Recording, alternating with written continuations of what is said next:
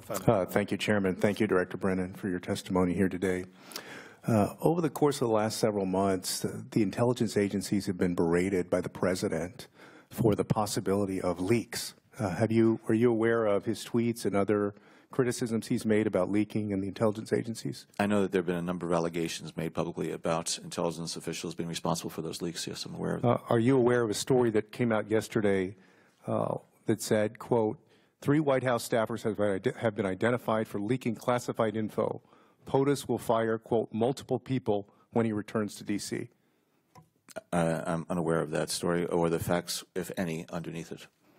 If the story is true, and we don't know whether it is or not, but if it's true that there may have been people who leaked classified info at the White House, first, could you tell us, it seems like an obvious question, should be an obvious answer, are there people at the White House that would have classified information that they could leak to journalists?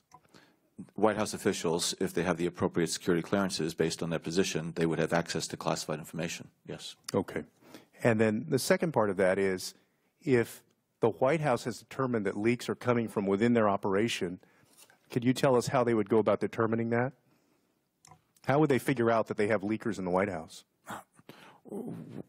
If there is a sense that there are unauthorized disclosures of classified information from within the White House, I think it's imperative that the FBI be brought into the matter so that there can be an appropriate investigation to determine whether or not that conduct was criminal or not. And there shouldn't be just a independent investigation that takes place. They can do some efforts to try to contain any hemorrhaging of information, but it really is the responsibility of law enforcement and the Bureau to investigate criminal leaks of classified information. Oh, thank you. Now, I have some questions about the IC assessment itself and the declassified report, because there has been a lot of disinformation and confusion about the intelligence assessment, and it's been attacked also. So, Mr. Brennan, when did the IC start warning about the Russian threat, and how was the assessment produced? Do you believe that the people working on it had the requisite skills and expertise to write such an important assessment? Well, the intelligence community assessment that was produced in early January was initiated by President Obama in early December to ensure that there was going to be a full accounting of Russian activities, and directed that there be a classified and unclassified version of that. The effort to uncover the Russian activities took place prior to that, and in both instances, I believe that the right people with the requisite array of skills were involved in the initial collection effort and assessment effort about Russian activities up to and even in the aftermath of the election in November. And then there were additional individuals who were added to a group that could draft that assessment so that it could be produced in early January. And let me ask you, how and why did all 3 agencies come to such a high degree of confidence about their assessment?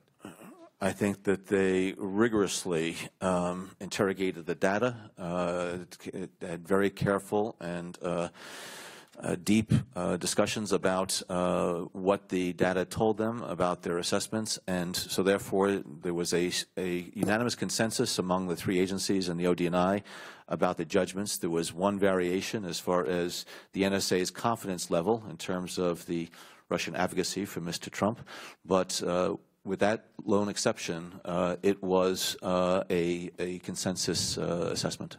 And the report also talked extensively about the role of WikiLeaks in working with Russia on this covert action campaign. Can you talk a bit more about how they fit in? Well, I think as the assessment says that the Russians used a cutout for the WikiLeaks exposure. And when you look at the WikiLeaks releases over time, you can see that sometimes they are timed to coincide with certain events, and they, I think, are always intended to undermine U.S. national security. And Russian protests that they are not working with WikiLeaks, and WikiLeaks protests they're not working with the Russians, I think on both parts are disingenuous. And then final question, because I'm running out of time, back to the leaking at the White House or potential leaking. What surveillance methods would the President or the White House have authorization to engage in on its own staffers that would be legal? And where might they cross the line? I am not a lawyer, and you would have to go to the Department of Justice and the FBI in terms of what statutory authorities they might have, which I just am not aware.